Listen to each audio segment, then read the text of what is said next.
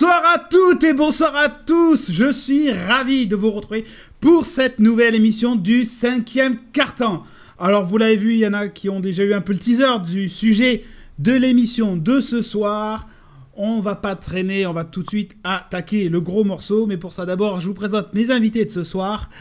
J'ai avec moi Cyril. Bonsoir Cyril. Bonsoir tout le monde. Et pour nous accompagner également, j'ai Jean-Jacques avec nous. Bonsoir Jean-Jacques. Salut à tous. Au sommaire de cette émission, le gros morceau, évidemment, on va parler de notre cher Gronk, on va analyser ses performances, on va parler un peu du futur de la saison et du futur de sa carrière, et on terminera l'émission par un top ou un flop de chacun. Place au gros steak de cette émission. On va parler de notre cher Gronk. On va du coup s'intéresser un petit peu d'abord à ses stats sur la saison. Alors, il n'a pas joué énormément de matchs, on est sur 9 matchs joués, on est globalement dans les tendances de ces 3 dernières saisons. Effectivement, il est un petit peu moins visé, mais il est dans ses standards de 2016, c'est-à-dire qu'il est visé à peu près 6 fois par match. Dans la moyenne des yards, il est à une quinzaine de yards, c'est en constante baisse. 2016, il était à 21 yards. Sur 2017, il était à 16 yards et sur 2018, il est plus qu'à 15. En termes de réception, la moyenne de réception, c'est à peu près 66%. Donc, statistiquement, on voit que ça baisse, mais il y a des choses à dire. Cyril, on va commencer par toi. Qu'est-ce que tu penses du Gronk d'aujourd'hui ? Alors déjà, juste pour parler statistiquement parlant, je pense qu'il y a un paquet de receveurs dans la ligue qui aimeraient avoir une moyenne de 15 yards par réception sur une saison. Et après, certes, il nous a habitués à mieux, ou du moins à plus régulier.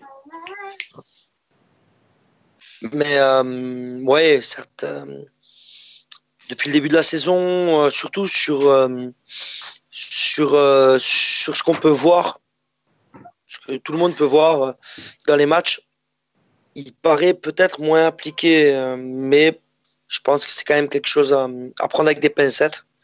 On n'est pas dans l'organisation, mais ouais, effectivement, enfin, moi je le vois dropper plus de ballons. Après, c'est peut-être quelque chose d'abject, mais moi c'est comme ça que je le vois.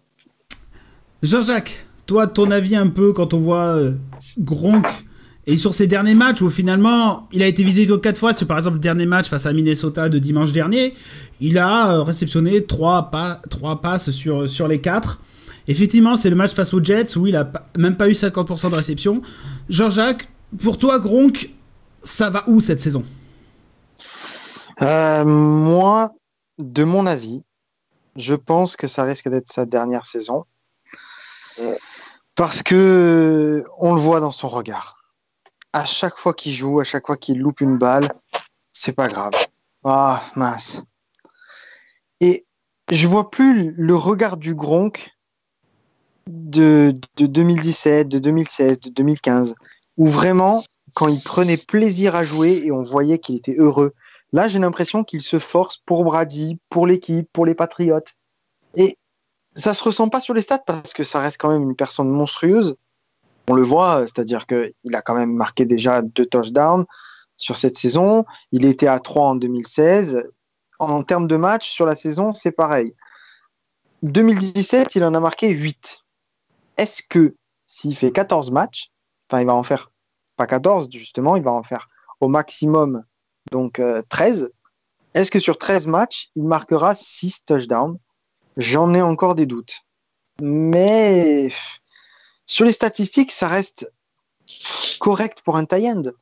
Parce que c'est pas le rôle d'un receveur. Mais dans son regard, C'est un hybride.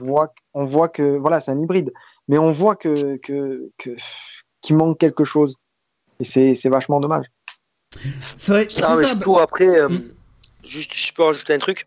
Je t'en prie.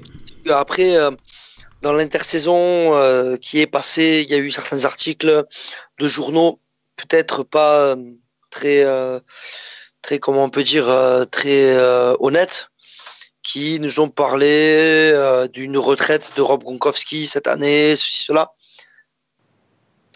Je pense que le bonhomme, c'est certainement un joueur qui peut être, et s'il continue, pourra être un des monstres de la NFL, comme on a toujours eu, enfin, depuis toujours, quoi.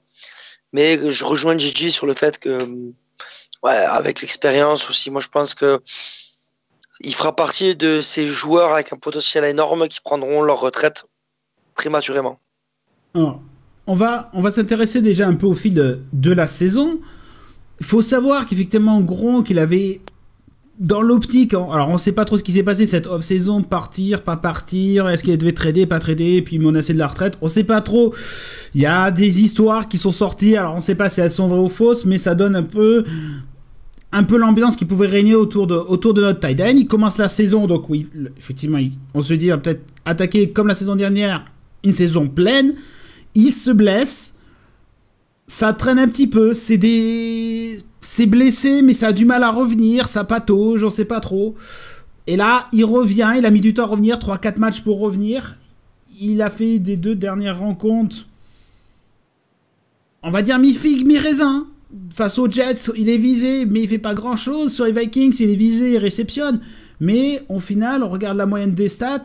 Ce qui est intéressant, c'est qu'effectivement, sa moyenne de réception, elle est qu'à 15. Donc, on est sur des standards... On est vraiment pas grand-chose, quoi, en termes de moyenne de 15. Mais c'est ce qu'on disait. Ce qui dégage, c'est quelque part qui ne fait plus la différence si on reste pour le moment sur le jeu de passe. Plus la différence, alors, face à ses vis-à-vis, j'entends. C'est-à-dire qu'il est, en général, en moyenne, Jean-Jacques, tu me donneras ton avis là-dessus, il est toujours, en général, couvert par 2 joueurs. Donc, mais là, avant, au Gronk, effectivement, et moi, c'est ce que j'ai vu, c'est assez flagrant sur une des passes ratées contre Minnesota, il a 2 joueurs sur lui, le Gronk tel qu'on le connaît. Alors, attention, effectivement, c'est à mettre en parallèle avec sa blessure, où il revient, mais Gronk avait 2 joueurs sur lui, ben, il a attrapé le ballon. Et là, il y a cette espèce de, comme tu l'évoquais, de combat, il abandonne un peu, il a du mal. Je sais pas ce que t'en penses, Jean-Jacques, mais là, il a beaucoup de mal. C'est ça, pour moi, c'est une question d'envie. Il lui manque ce petit truc qu'il avait avant, qui faisait qu'il réceptionnait, mais n'importe comment le ballon. Et là, on voit que quand il loupe la passe, quand il drop, tu le vois, il jette les mains en l'air comme ça, mince. Alors que cette attitude-là, il n'avait pas cette attitude-là. Il avait la hargne, il avait la haine quand il n'avait pas le ballon. Je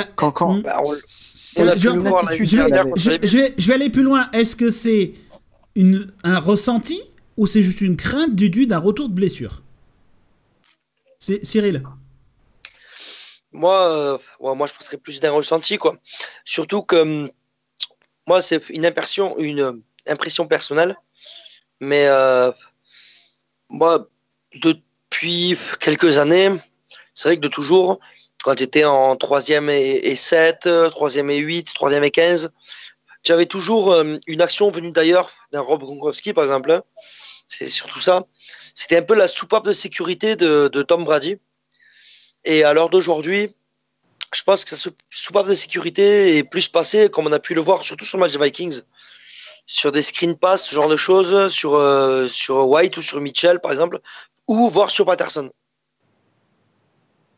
C'est vrai. Oui, non, mais alors, est-ce que c'est dans le jeu, Jean-Jacques, quelque chose qui fait pour le remettre en rythme, parce qu'on l'a vu contre les Jets où ça a été quand même assez difficile.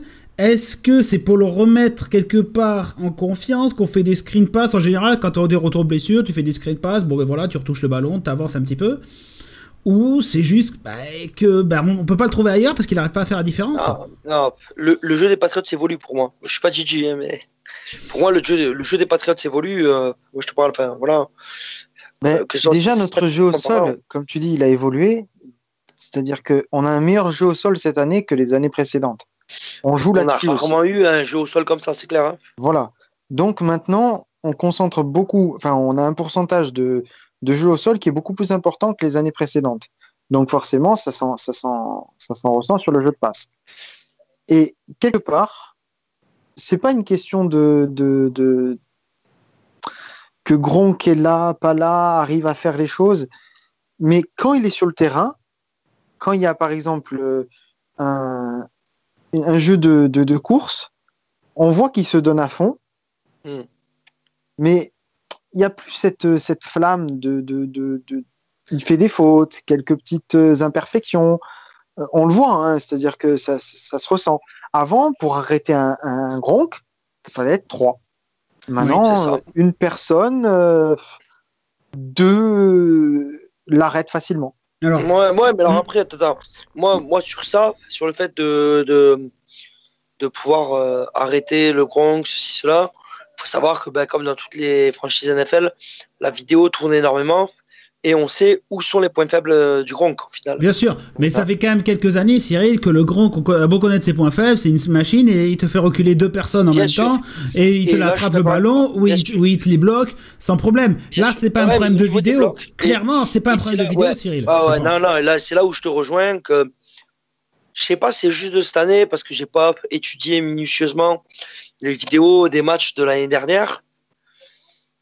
Mais c'est vrai que par rapport au bloc, comme tu disais, à l'époque, on avait des running backs qui, nous, on les a encensés parce qu'effectivement, ils ont amené des titres, ceci, cela, mais c'était pas des running backs à la Todd Gurley ou à la Alvin Kamara, tu vois. C'est des running backs qui, au final, ils faisaient que suivre leur bloc. Et j'avoue que Gronk, c'est-à-dire, moi, sur les matchs que j'ai pu revoir en vidéo, sur les blocs, comme disait Jeep, il s'avoue assez facilement vaincu ou il va lever les bras en demandant un flag. Comme, tu vois, il ferait comme un tight end, comme on a connu un Danny Gonzalez en fin de carrière.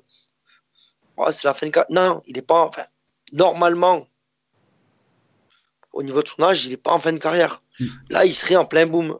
Mais alors, je pense qu'effectivement, Alors, on va se projeter un petit peu là, parce que l'émission avance. On va se projeter un tout petit peu sur la fin de la saison, parce qu'évidemment la carrière, je pense qu'on est encore un tout petit peu loin, même si on est un peu tous du même avis que ça pourrait être quand même sa dernière, peut-être une deuxième derrière, mais vu les signes qui manquent, on est tous à peu près tous d'accord qu'il dirait sur la fin de carrière. Mais je veux dire sur la fin de la saison, ouais, sur la fin de la saison, moi je voudrais vous entendre pour savoir un peu.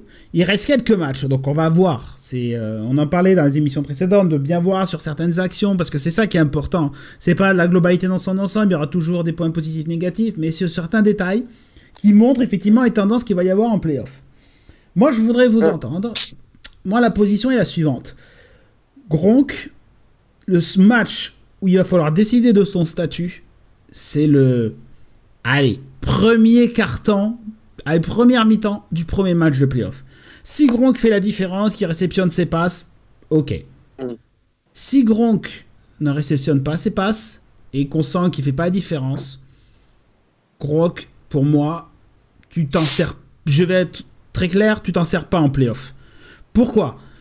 Parce qu'au final, il va plus attirer de défenseurs. Donc il va y en avoir un sur lui. Mais pour attirer quoi ? Il arrivera à attraper quelques pas, donc tu vas quand même le faire jouer. Faut pas non plus, on va pas l'écarter, bencher. Mais ça va plus être une arme, en tout cas une feinte. Et sur les jeux de course, moi ça sera notre petit teaser sur mon top. Je pense que sur les jeux de course, finalement, la personne que l'on doit mettre, c'est plus gros que c'est Devlin. Clairement, c'est Devlin qu'il va falloir mettre sur les jeux de course, bien plus que Gronk. Alors effectivement, tu montres plus que tu vas courir et un Devlin, mais on a vu sur les derniers matchs, il est capable de réceptionner quelques ballons. Est-ce que, Jean-Jacques, tu es de cet avis qu'au final, Gronk, ça se décidera sur un premier quart-temps, deuxième quart-temps des playoffs, et de se dire, Gronk, il servira sur quelques actions, mais ça sera plus un élément clé de l'attaque des Patriots. Alors, tout le monde connaît mon amour pour Devlin. Pour moi, c'est un monstre. Voilà. Si on me demande de choisir qui va bloquer entre Devlin et Gronk, je choisirai tout le temps Devlin. Tout le temps. Quel que soit le niveau de forme de Gronk. Après, c'est parce que je suis pas, on va dire, voilà, je suis pas honnête là-dessus. Mais ça, c'est mon avis à moi. Moi, j'ai une question aussi. Est-ce que les Patriots et Gronk ne font pas semblant de faire jouer le Gronk comme ça et montrer à toute la ligue qu'il est en berne, que c'est plus le Gronk d'avant, et qu'au playoff, premier ou deuxième match des playoffs, on a un Gronk à 200%, et qu'il nous fasse le match qu'il a jamais fait et qu'il nous plante 3 TD, c'est un truc de fou.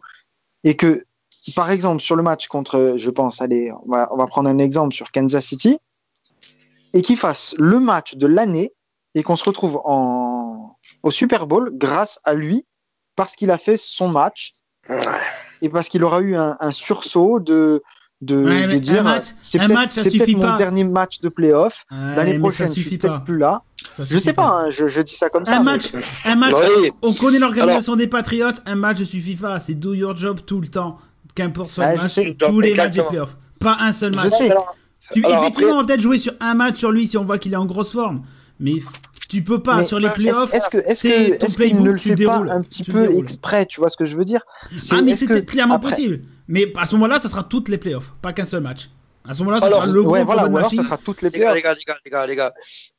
Moi, je veux bien vous rejoindre sur le fait de, entre guillemets, on spy Gronk, quoi. On le cache tranquille. Mais le truc, c'est comme tu disais, Gigi, tout à l'heure, c'est que on ressent pas dans son jeu la super envie. C'est ça. Mais c'est ça. Je l'espère, moi je l'espère. Je l'espère à ce que tu dis, mais j'y crois pas trop. Après, alors ça serait un bon comédien. Ouais, mais par rapport à ta question de tout à l'heure, est-ce qu'il faut mieux pas Gronk ou Devlin choisir? Moi perso, je choisis pour les deux.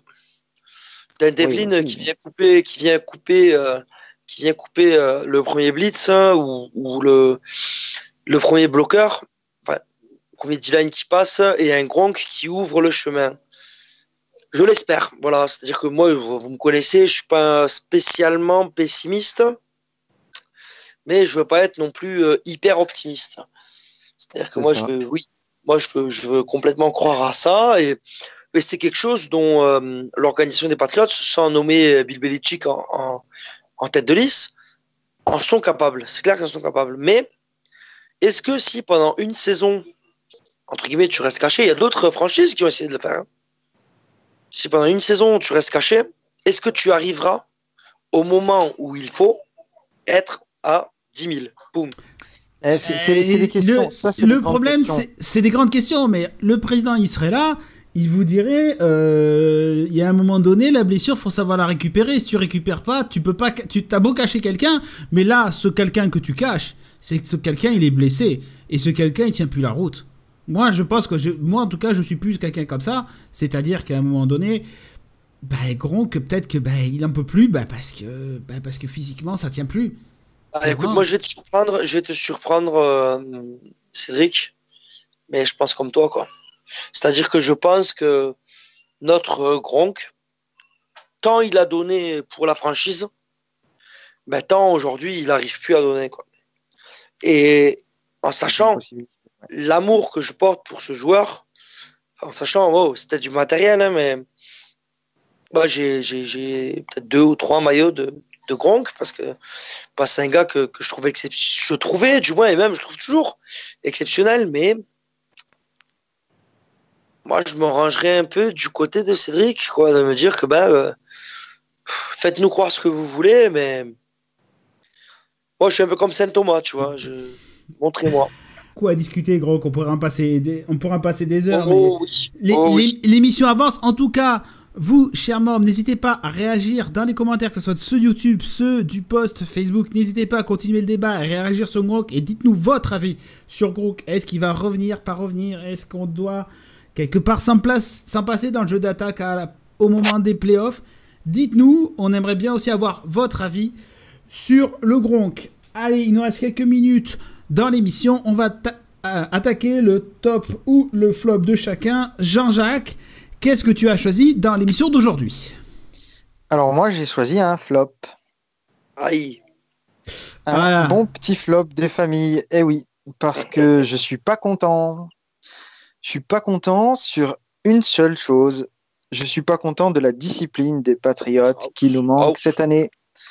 C'est-à-dire que j'ai vu beaucoup trop de jaunes cette année, beaucoup trop de flags, et je suis pas content. Il y a des choses qu'on ne voyait pas les années précédentes, qu'on voit cette année.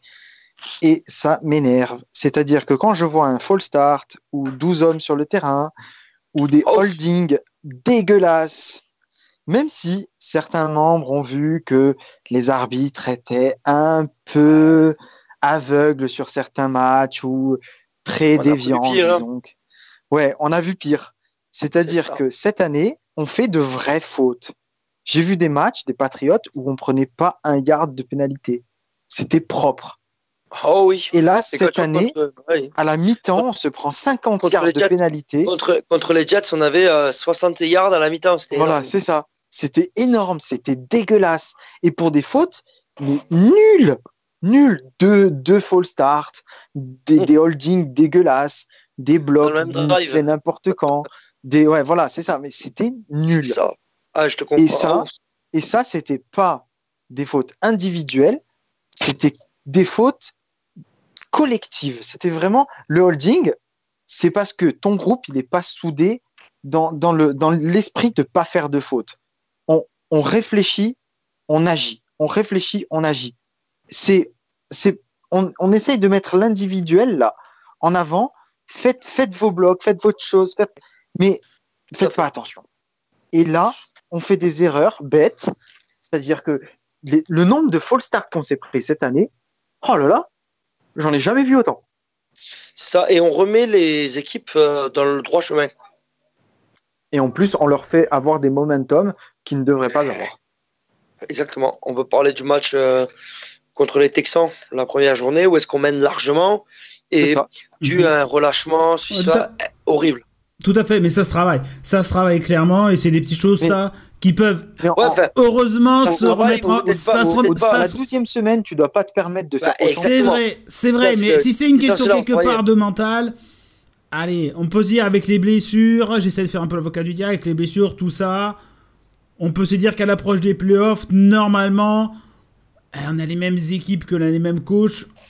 J'ose espérer que ça produira les mêmes effets, qu'on arrivera à régler ça. Non. Moi, je pas à l'approche des playoffs. Cette année, on a une meilleure ligne que l'année dernière. Cette année, on a une meilleure défense que l'année dernière. Je vais y venir, t'inquiète. Mais par contre, il y a des imprécisions, il y a des erreurs bêtes. Mais c'est des erreurs bêtes qu'on apprend quand on est normalement, même pas au collège, on apprend ça quand on est en pee-wee, quoi. C'est des trucs. C'est ça, exactement. Ouais. Après, c'est des trucs, mais c'est la base de la base de la base, quoi. Ouais, mais après, tout le monde est capable de faire une erreur de manque de concentration. Ouais, mais je veux bien une erreur. Je veux bien une erreur. Oui, mais on a vu plus. Oui, mais quand il y en a 8, 9 erreurs et que tu vois le coach s'énerver et que tu vois Brady qui fait oh putain et que c'est n'importe quoi. En tout cas, ça sera à suivre le reste de la saison, ces problèmes de faute. Cyril, de ton côté, dis-nous que t'as un... Reprends, refais. C'est bon. Vous me troublez à force de m'arrêter, t'as... ok, 3-4. Allez, un peu... Allez. Pour finir dernière ligne droite. Vas-y.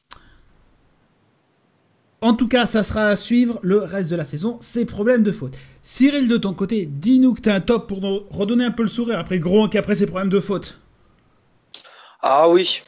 Moi, honnêtement, j'ai un top qui en plus me fait plaisir, sachant que c'est un peu le domaine que je côtoie au jour le jour au sein de notre beau sport.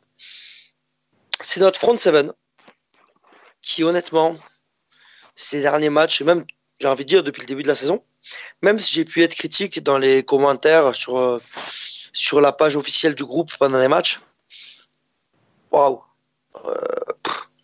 Honnêtement, j'ai deux joueurs qui me viennent en tête. Surtout, je vais parler des 2 semaines passées, enfin, la semaine passée. Moi, j'ai un Kyle Van Noy. Le gars, il faut quand même voir. Linebacker, très bien, ok. Certes, il est souvent replacé sur la ligne. Mais c'est un gars, il est notre 2e meilleur plaqueur depuis le début de la saison. Souvent, les meilleurs plaqueurs, c'est des cornerbacks ou des free safety, ce genre de choses. Et le gars, il y a au-dessus de lui, il y a Devin McCourty qui a fait même pas Devin McCourty, c'est des combinés, quoi. Ouais, il a 66, voilà. Il a 76 plaquages combinés. C'est-à-dire que le gars, il a participé à 76 plaquages. C'est énorme. C'est linebacker, le gars, bah, pour ceux qui ont vu le match des Jets, à lui tout seul, il a su mettre notre défense dans le bon sens. Et si on doit parler du match des Vikings, certes, je suis le premier à le dire, l'opposition en face était plus qu'au moyenne. Mais on a un Donta Hightower qu'on a retrouvé comme dans son année rookie. Le gars, il bouffe de l'attaquant. C'est hallucinant. Ouais, c'est quand on regarde le match, ah ouais, il va bouffer de l'attaquant. Au-delà des stats, là, c'est vraiment l'attitude. Le gars, oui, c'est ça. L'attitude. Wow. Il était là en début de saison, il a retrouvé du peps. Ouais. Ah ouais.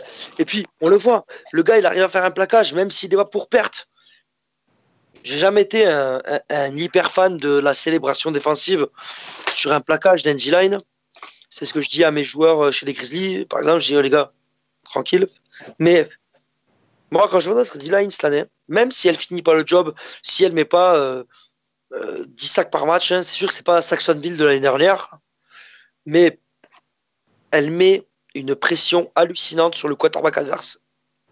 Et quand je dis quarterback, ça compte les coureurs aussi. Moi, je trouve que on a retrouvé un front seven comme ça fait des années qu'on n'a pas trouvé. Ouais. Et pour Donta Hightower, je vais peut-être mettre le président à dos, j'en sais rien. Mais si là, tu sais qu'il est déjà en train de te répondre sur son clavier déjà là. Tu sais que tu vas avoir un message dans les commentaires. Hein. Je le sais bien, mais pour moi là, le Hightower, s'il continue comme ça, si cette saison elle termine comme ça, qu'il refait une saison derrière et qu'il continue comme ça, ce sera notre nouveau Teddy Bruschi. Désolé. Oh là là, ça y est là, le président, là, c'est bon, t'as le pavé, Cyril. Le président va réagir si tu commences à parler de Ted Bruschi avec Hightower. En sachant que Teddy Bruschi, c'est mon joueur préféré des Patriots all-time. En tout cas, pour corroborer ce que tu dis, Cyril, je voudrais aussi quand même rajouter, là, pour compléter, sur un clin d'œil ou quelque chose qui est en train de prendre forme aussi, c'est Flores, pardon, excusez-moi. C'est Flores et c'est aussi un peu l'artisan de cette défense retrouvée. Et en tout cas, un des stats qui sort aussi, c'est qu'on n'a que 9% de plaquage manqué. C'est dire à quel point on est agressif et on réalise nos plaquages. N'est-ce pas, Jean-Jacques? Alors moi, ouais, je suis complètement d'accord avec vous. Moi, j'aime bien la combinaison Flowers and Wise. Les deux ensemble, c'est un carnage. Ensemble, c'est vraiment chaud. Voilà. Et j'ai été vachement surpris cette année, ouais. Voilà. Bon, juste pour dire un truc, c'est vrai que j'ai pas voulu trop appuyer sur la D-line parce qu'on sait que c'est plus ou moins le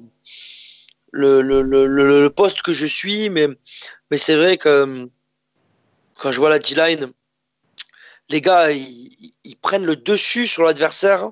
Même s'ils passent pas à chaque fois, parce qu'il faut savoir, les gens, c'est vrai qu'ils ne suivent pas énormément le football, ils se disent, bah putain, à un moment donné, ouais, regarde, le D-line, il passe pas. À un moment donné, le D-line, son job, c'est pas, bon, oui, il chasse le quarterback, il chasse le running back, il chasse le fullback, tout ce qu'on veut. Mais son job, c'est de mettre la pression. Parce que, qu'est-ce qu'il y a de pire pour un quarterback? C'est de lancer sous pression. Ouais.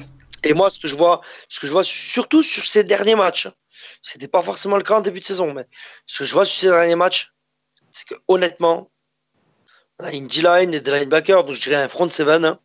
On verra, peut-être que je me plante sur la suite, mais waouh!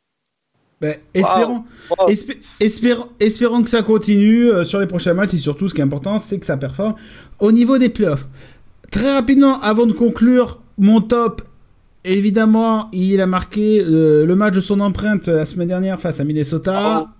C'est un joueur qui est très souvent sous-estimé, qu'on n'en parle pas beaucoup et qui mérite pourtant d'être en avant et qui est solide depuis de nombreuses années. Et que quand il n'est pas là, on souffre énormément. C'est le fullback James Devlin. Et c'est un des joueurs... Exactement. Et c'est l'homme, pourtant, un des hommes qui est les plus importants et que je pense qu'il est même presque sous-utilisé par rapport à ce qu'il pourrait faire, et je pense qu'on pourrait être surpris peut-être, sous-médiatisé et sous-utilisé, je pense aussi. Et clairement, je pense que ça pourrait être une vraie arme peut-être au niveau des playoffs. On ne sait jamais. Dans l'efficacité, ça peut être encore plus intéressant, surtout avec un Sonny Mitchell qui montre quelques signes un vrai potentiel, pardon. Alors on pourrait en citer d'autres aussi après, d'autres top, le left tackle Brown qui n'a concédé aucun sac, face à un Pro Bowler par exemple. Voilà. En tout cas, sur nos différents. Oui, voilà. Après, voilà, il y a plein de choses qu'on pourrait encore souligner. Voilà. C'est ainsi que l'émission se termine. Il me reste à vous remercier, Cyril et Jean-Jacques, d'avoir participé à cette émission. Avec plaisir. Mais merci à toi de nous avoir invités. Moi, il me reste à vous remercier, à vous qui nous avez écoutés. N'hésitez pas à réagir pendant l'émission, donc dans les commentaires, que ce soit sur Facebook, sur YouTube, à continuer à participer au forum, à réagir à tous les posts sur la page Facebook. N'hésitez pas à aller aussi sur le Twitter du fan club. Vous pouvez interagir directement aussi avec le fan club. On fait passer aussi beaucoup de news, de stats, de plein de choses drôles aussi, etc. sur le Twitter. Donc n'hésitez pas à aller sur différents supports. Allez évidemment aussi sur le site pour voir les analyses du président. Moi, il me reste à vous souhaiter une bonne semaine, de bons matchs NFL. Et n'oubliez pas, le fan club, oui Cyril ? Ouais, juste si je pouvais mettre un petit message. Vas-y, je t'en prie. Je sais que c'est pas dans mes habitudes, mais juste un petit message pour féliciter toute notre équipe des Grizzlies catalans pour avoir été champion de France D3 l'année dernière, casque d'argent, et leur souhaiter une excellente saison de première saison en D2 qui va pas être facile, mais go Grizzlies. Go Grizzlies. Voilà, le Go Grizzlies, le message est passé. Allez, n'oubliez pas le fan club français des New England Patriots, partout, toujours. Bonsoir.